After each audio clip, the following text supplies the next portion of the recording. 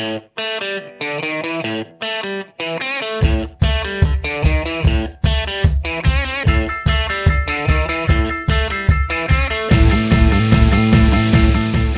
I'm Mark Clem, your host for Meet the Members of the National Ski Patrol, and as we always like to say, all season long.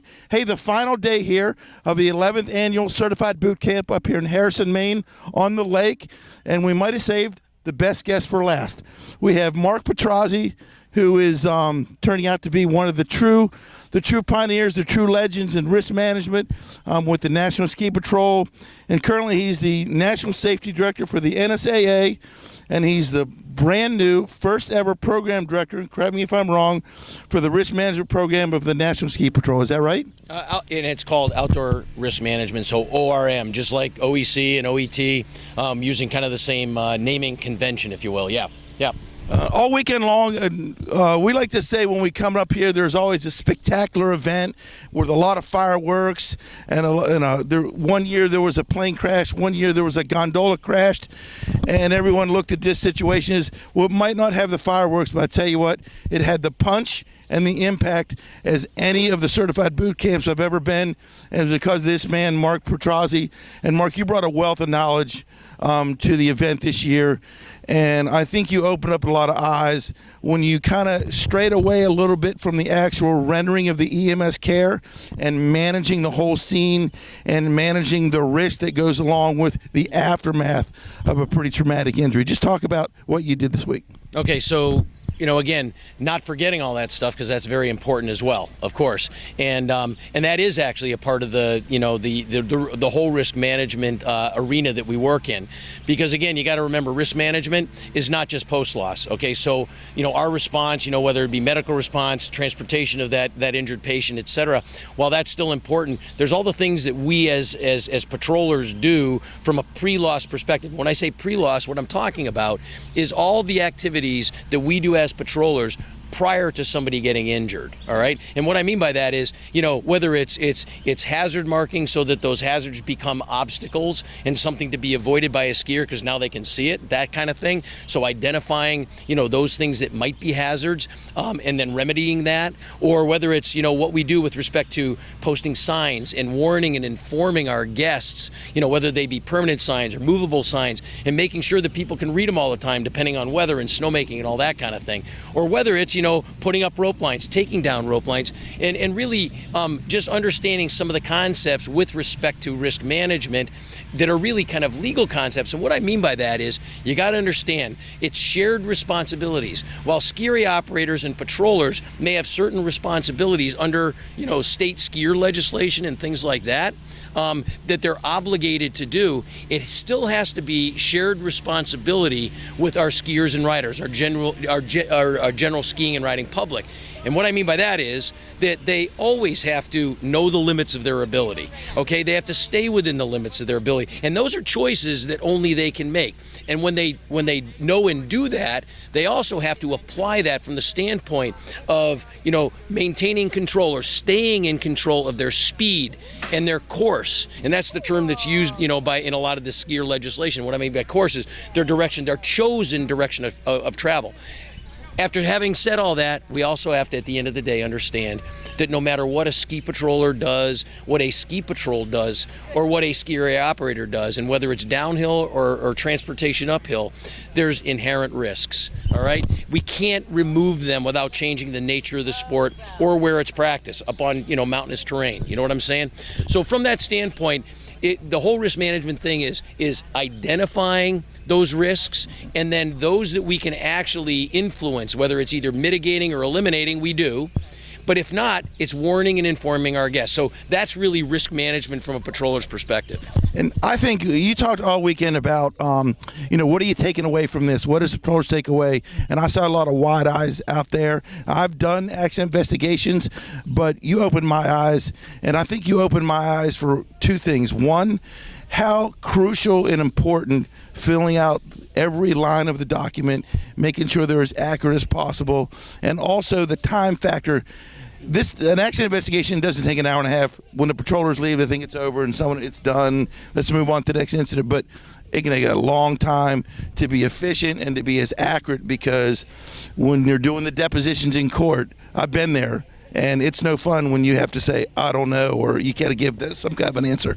Yeah, so remember, an incident report form is really kind of that first line of investigation, and many incidents never progress beyond that. But for the more serious or the more complex, there's other components of that, post-incident investigation. And from that perspective, what we're thinking about here is, and actually you started to go down that road, and I want to emphasize this, not only is it the most important thing that a patroller can do, but so there's importance, but there's also urgency. I talked earlier, actually it was yesterday, I talked about the fact that a lot of the things that we collect in an investigation are similar to the term I use is perishing inventory. And what I mean by that is it goes away if you don't get it right away. All right. So from that, and that's whether it's identifying people that were eyewitnesses, or even if it's people that we do identify as trying to get that information from them, statements, if you will, because 2, 3, 4 days later, memories fade. I mean, it literally that quickly. And if it's months later, because all of a sudden we've got a letter from an attorney representing an injured skier, they're definitely not going to remember things. So it's importance, it's urgency. And again, as I said, we can get very, very deep in an incident investigation, but every patroller needs to understand the basics of, what's important, why it's important, and then obtain that information in a prompt and urgent fashion. Well, let's get more to the fun stuff. Okay. You're a patroller. Yes, sir. Everyone's a patroller first. You're at Gunstock. Yes. And you're a certified patroller. Yes, I'm and certified 253. Yep. What? Just talk about what led you to. Everyone says we want to take our skiing to the next level, our patrolling to the next level. You took a giant level. Why did you decide to take this route in the ski industry, getting involved in risk management and all that stuff? Again, literally, it's my passion. But really, it comes back to, again, understanding there's inherent risk. There's always going to be certain exposures to people being injured on the ski hill.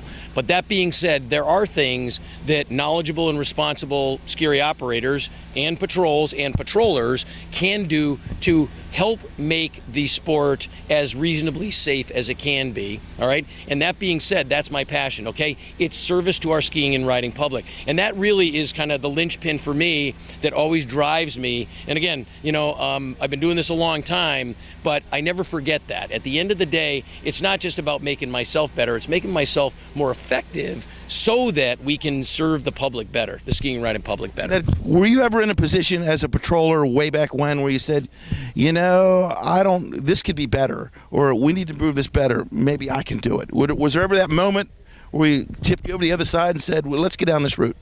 When you say this route, are you talking about... when you got on more of the risk management side? Yeah. So understand, I started as a patroller. I worked my way up, supervisory. I was a patrol director. And then actually I did take the step at the resort I was at where they were expanding and assigning certain tasks that were related to risk management on a broader basis. In other words, involving all operating departments, and I took that step because, number one, I wanted more challenge. I wanted to grow professionally.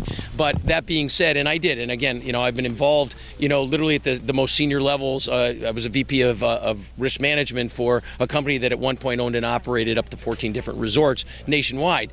But the reason I did that was because, again, I thought it was a better way that we could serve our skiing and riding public. At the end of the day, too, I've always kept my hand in patrolling. So even though I worked at literally the highest levels of management in the ski industry full-time, I always remained a patroller, in my own backyard in central New Hampshire, just because I love it, and I'm always going to do it as long as I'm able. Well, I appreciate you being a patroller, and oftentimes when we come to these kind of things, and the guy with all the knowledge, and he's telling us how to do better, sometimes I wonder, is he a patroller? Has he ever stood in my shoes or my boots? And you have.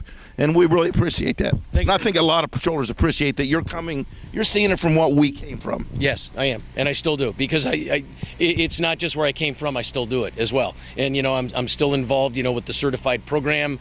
And, we're doing risk management with them. And actually all of NSP is developing, we're in the process of developing an outdoor risk management program, as we talked about earlier. And so from that perspective, this is going to be broadened so that we're able to deliver it to the general membership of NSP.